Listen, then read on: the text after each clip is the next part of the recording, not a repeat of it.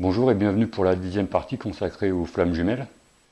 Une telle relation implique que chacun d'eux lise télépathiquement, consciemment ou inconsciemment, en l'autre, à des niveaux plus ou moins importants, selon leur degré d'éveil, leur sensibilité et leur capacité extrasensorielle. Si ce n'est pas le cas, il y a peu de chances que vous soyez en présence de votre flamme jumelle. Ce n'est pas quelque chose qui s'apprend, c'est inné chez elle puisqu'elle ne forme qu'une, même si la fusion n'a pas encore eu lieu. Ce que l'une ressent, même à distance, est ressenti par l'autre et vice-versa. Mais cette capacité, encore mal maîtrisée, et la mémoire de la source pas encore accomplie ou recouverte, brouillera leur perception. En effet, leur lien énergétique très fort brouillera leur ressenti et perception, au point de ne plus savoir si c'est elle-même qui ressent cette émotion, ou si c'est celle de sa jumelle qui est ressentie. C'est à ce stade que tout se joue entre deux âmes jumelles. C'est cette lecture télépathique encore incomprise et mal maîtrisée qui va amorcer leur rupture prochaine et qui témoigne aussi du caractère incroyablement spirituel d'une telle rencontre. Que vos esprits soient complètement ouverts et réceptifs pour comprendre ce qu'il va suivre. Commençons par une explication avant d'entrer dans des phénomènes tout aussi complexes les uns que les autres, tant par leur essence que dans le caractère inconnu pour la plus grande partie des êtres sur Terre. Il s'agit d'un véritable voyage au cœur de la transcendance, de la guérison et du dépassement de soi. Expliquons-nous. La flamme jumelle éveillée est tout amour pour l'autre, mais tient parfois des distances envers et contre elle-même, parce qu'elle perçoit que quelque chose doit s'accomplir entre elles.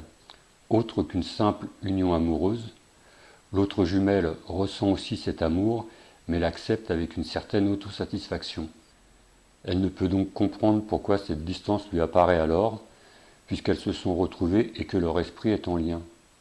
Or, il faut savoir que les deux âmes jumelles, pour pouvoir fusionner et vivre leur amour plus que n'importe quel être sur Terre, doivent d'abord nettoyer leur énergie passée.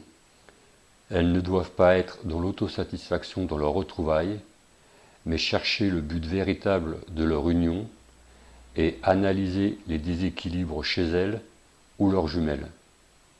L'âme qui manifeste des déséquilibres et nombre de questionnements sur la nature véritable de leur rencontre est paradoxalement l'éveillée. En effet, lors de leur séparation originelle, elles ont vécu ce que l'on appelle une scission de leur âme. Elles ont été divisées en de multitudes de cellules tout en gardant le même circuit. Leurs cellules ont alors oublié d'où elles venaient et qui est cet autre, et vont se heurter à leur circuit commun, qui lui n'a pas oublié.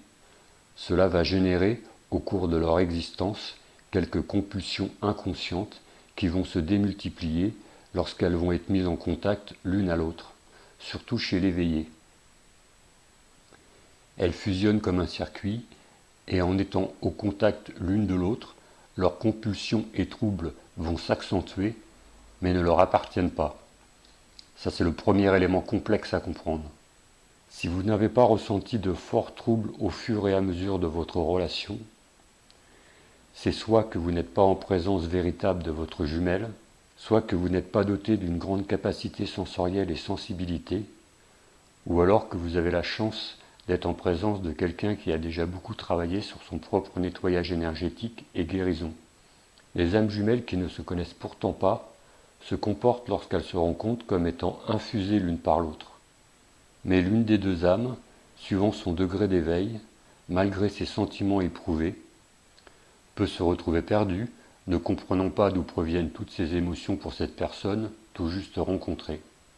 Ce processus de recherche, de compréhension de ces émotions, et donc de ne pas prendre la relation juste pour ce qu'elle est, et des déséquilibres qui en découlent, est, contrairement à ce qui pourrait être pensé, nécessaire pour atteindre à parvenir à l'essence pure de leur rencontre et son but. Si dans les relations amoureuses classiques, prendre la relation telle qu'elle est et s'en ravir est un positionnement positif, chez les âmes jumelles, cela ne marchera pas et ça sera de courte durée. En effet, rentrer dans une forme d'autosatisfaction, j'ai retrouvé ma flamme jumelle, youpi, tout va bien, empêchera l'accès aux véritables raisons de leur retrouvailles, et elles n'iront donc pas chercher à comprendre les troubles occasionnés par leur rencontre, et guérir alors de leurs souffrances et troubles passés. Travail imposé et obligatoire avant de pouvoir fusionner. Voilà, c'est à suivre.